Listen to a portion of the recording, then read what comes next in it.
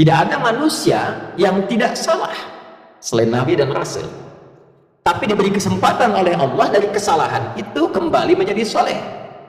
Saudara, bila kita mengoreksi yang salah menjadi soleh, tidak baik menjadi baik, maka kebaikan yang dihasilkan dari sifat korektif dari yang tidak baik itu disebut birrun namanya.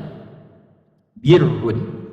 Bila itu melekat pada diri kita, kembali jadi baik, birrunnya nempel dalam diri kita, jadi baik lagi, maka berubah menjadi mabrurun.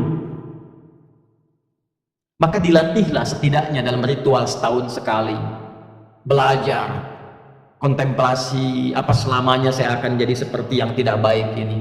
Kata-kata kotor, senang mencela orang, pikiran yang gak bagus, mendengar yang gak baik. Sementara saya sadar saya pulang akan menghadap Allah. Nanti dikumpulkan di padang Arafah, maka dibawa ke miniatur kehidupan orang kumpul semua sama, mau pejabat, mau rakyat, mau punya kedudukan, mau tidak, pakaiannya sama, ritualnya serupa, deklarasi kesetaraan. Bahkan sebelum PBB deklarasi, sebelum ada terbentuk banyak negara, Islam sudah memperkenalkan kesetaraan. Tapi dalam kesetaraan itu ada renungan, apakah akan begini selamanya? Sementara kita akan pulang kepada Allah. Apa enggak malu pulang dengan status sebagai pencuri, pulang dengan status sebagai koruptor, pulang dengan status sebagai pencela, pulang dengan status sebagai penyogok? Apa enggak malu diviralkan di alam akhirat nanti? Fulan koruptor, fulan penyogok, fulan pezina, fulan penipu, datanya dibuka semua, nggak bisa bohong dia. Apa nggak malu? Maka direnungi itu di Arafah itu. Taubat dia, kenali dirinya, tahu kemana ia berkehidupan, kemana ia berakhir, kemana ia pulang. Setelah itu dia bertekad, dia fikir dari Arafah pergi ke Muzdalifah. Fa idza afadtum min Arafatin fadhkurullaha 'indal masy'aril haram.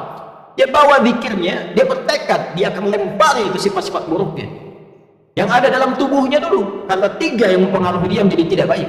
Dirinya yang tidak bisa mengontrol nafsunya, faktor lingkungan sekitar yang dekat, lalu yang ketiga lingkungan jauh. Terdekatnya disebut aqabah dalam diri.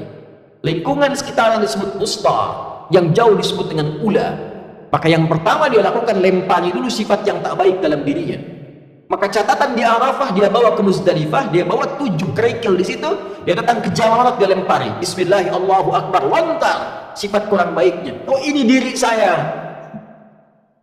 yang tak bisa mengontrol nafsu, sering celah orang. Bismillah, Allahu Akbar, lontar, dia nangis karena yang dilontar sifat buruknya. Ritualnya demikian. 2 lontar, 3 lontar sampai ujung kepala sampai kaki.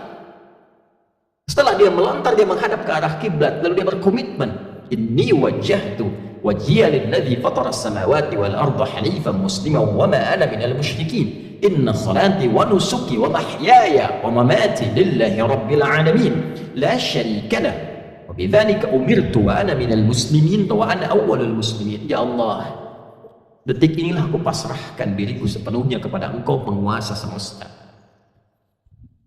Ada orang-orang berkata Tuhan itu alam semesta, maka Allah lebih detil lewat Rasul yang disampaikan, akulah penguasa alam semesta itu.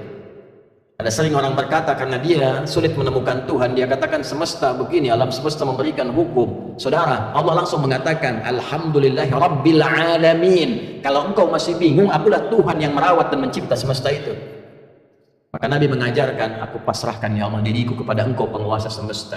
Bila pun selama ini aku sholat, aku beribadah, aku hidup ya Allah, dan kalaupun aku wafat sampai detik ini, aku menyadari aku banyak salah, maka aku bertobat dan berjanji tidak akan menyimpang lagi. Kalau Engkau beri aku kesempatan hidup setelah ini, aku berjanji akan menjadi muslim yang lebih baik lagi mulai detik ini.